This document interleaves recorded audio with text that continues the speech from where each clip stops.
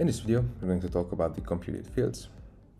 We're going to see what are computed fields and how to create them. I'm going to show some use case examples, simple one and a bit more complex. We're also going to check the mandatory if and the hide if logic, and we're going to see the reusability. So let's go to Codebeamer and see what are computed fields and how to create them. So what are computed fields? Tracker fields can be defined as read-only computed fields, where the content is calculated from other tracker item fields.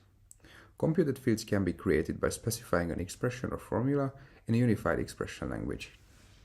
For our first example, we're going to use the tasks tracker, and we're going to create a field which is going to display whether the item has already passed the scheduled end date time. So first, let's open the number 1 task, and let's add an end date. This is going to be somewhere in the future. Let's go back, open the second task, and let's add an end date. There's going to be in the past, so we're expecting this to be flagged as it's over its due date. I'm going to go back to the tracker and open up the configuration. We're going to go to fields and create a new field, which is going to be a new custom field, and its type is going to be bool, because we want to see whether it's passed or not. Just going to call it passed deadline. Now we're going to need to use the computed as field in the middle, and we need to populate it with our expression. So first of all, I'm going to save it. I'm going to select the show property name so that we can see how to refer to each field. I need to look for the end date. Here it is. So we're going to need to refer to the end date field as written here.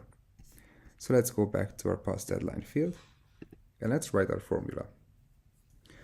First, we're going to say that the end date field has to be greater or equal to a function that is going to create a date for us, and that date that we'd like to create is today's date. So what's going to happen now? If the end date is higher or equals to today, then our field is going to be true. This is not exactly what we want. What we want is the opposite. If the end date is higher than today, then it means that it's not past the deadline just yet. So in order to do that, I'm just going to write not and put this whole thing in brackets. So this is going to negate the result of our initial expression. I can click on compute dependencies to see the dependencies and see whether I have any syntax errors. And now I can go ahead and save this field. Let's go back to the tracker and let's take a look at our items. So I'm going to open up task 1. So the deadline is in the future, and our automatically computed field says that it's not past the deadline yet. Let's open up the second task. And it's true, it's indeed past the deadline because the deadline was in May. And as I mentioned in the beginning, this is going to be a read-only field. So if I try to edit this, I won't be able to, because the computed fields are going to be read-only. For our second use case, we're going to create a somewhat more complex computed field. Our scenario here is the following. We have our system architectures, and for those system architectures, we have some upstream references. These are going to be system requirement specifications. I'm going to open these up and show you. What we'd like to receive as a result is that on our system architecture, I'd like to automatically populate the SIL, the safety integrity level field, based on its upstream references. So in this example, we have 3 upstream references. Each of these are going to have its own SIL level, and I'd like to have the SIL level to be represented on the system architecture, but I'd like to take the highest one from all of the upstream references. So our computed field is going to look through all of the system requirement specifications and pick the highest SIL level to put that on the system architecture work item. So how to configure that? In the system architecture tracker, let's go to the configuration. Let's go to fields. As I mentioned, we're going to use the seal field here. Just as before, I'm going to turn on the property names. And here, we're going to need to use the linked system requirement field, which is a multiple select for work config items. To this field, we can refer to as subjects. Then, from our system requirement specification, we need to use the seal level field. So I'm going to go to the configuration and take a look at its name. So fields, show property name, and we're looking for the seal level, which is going to be custom field 3. So let's go back to our system architecture tracker. Let's go to our seal field, and let's create our computation logic. So first of all, as I mentioned, we're going to need the subjects field.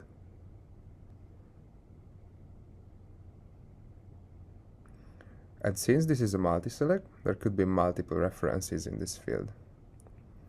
So what we're going to do, we're going to loop through all of these items.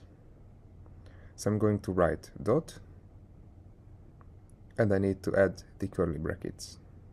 In this curly bracket, I need to specify a variable, which I can call however I like to. Let's just call it A.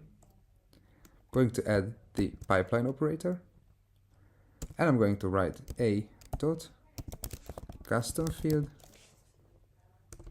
capital F, and 3, and I'm closing the loop. What this is going to do is that it's going to go through all of the values of the subject.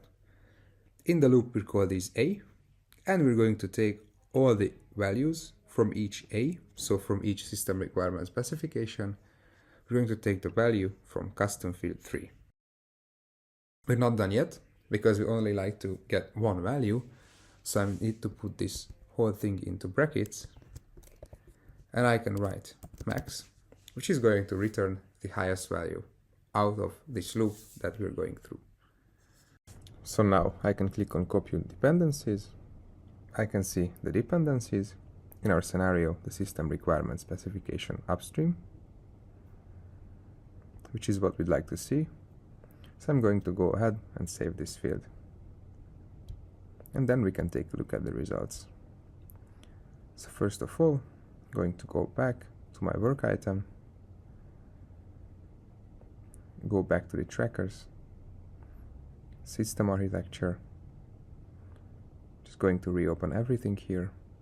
So headlamp switch, seal is currently 0 because none is set. Going to open each upstream system requirement specification and set a seal level for these. Going to say 1, going to say 2 for the next one, and 3 for the last one. So we're expecting to get the highest seal level. So if we go back to our system architecture work item, let me open this up, refresh, and now the seal level has increased to 3. Of course, if I change these values, let's say I change the 1 to 5, go back, refresh, it's automatically going to be recalculated. So now our seal value is 5. So now that the field is working, we are ready with our second use case. There are 2 more things that I mentioned at the beginning. So let's take a look at those examples. In this next example, we're going to take a look at the mandatory if field, which is going to let us decide, based on a condition, whether a field should be mandatory or not. In this scenario, what we'd like to achieve is that if we're having a regression test, so this regression test field is true, then we must specify a build version. So currently, we can either specify a build version of node regardless of the status of the regression test field, because it's not mandatory at all. So let's change that. Let's go to the software test cases. Let's go to the configuration. Go to fields. Again, turn on the show property name. Let's scroll down. And we're going to use the regression test field and the build version field. So the regression test field is going to be custom field 5. And I'd like to do the mandatory if field for the build version. Here we have this mandatory if, where we can specify similarly a condition, just like for the computed as field. What I'd like to achieve here is that if custom field 5 is true, so if it's a regression test, then this field should be mandatory. So for all of the regression tests, a build version is a must. So now, whenever this is true, then the field becomes mandatory. So let's save it and take a look. Going to go back to my tracker and open my test case. Let's edit this. Currently, the build version is not mandatory, so let's change the regression test to true.